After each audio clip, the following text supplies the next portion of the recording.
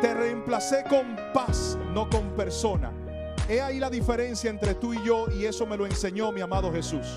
Tú buscaste llenar tu vacío con ruido, con gente, con distracciones, pero yo aprendí a llenar el mío con la presencia de Dios. No necesité otro abrazo para olvidar el tuyo, necesité que el cielo me abrazara primero. No busqué otra voz para callar tu ausencia, busqué la voz de Dios para sanar mi corazón. Tú seguiste corriendo detrás de lo que brilla, yo decidí correr detrás de lo que me da paz. Y en ese proceso entendí que la verdadera sanidad no llega cuando alguien más ocupa tu lugar, sino cuando Dios ocupa ese espacio que yo misma había entregado mal. No me levanté con orgullo, me levanté con propósito.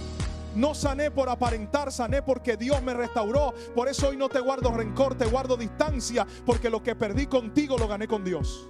Y lo que Él me dio no se compara con lo que tú me quitaste. La paz que tengo no viene de personas, viene del cielo, amén.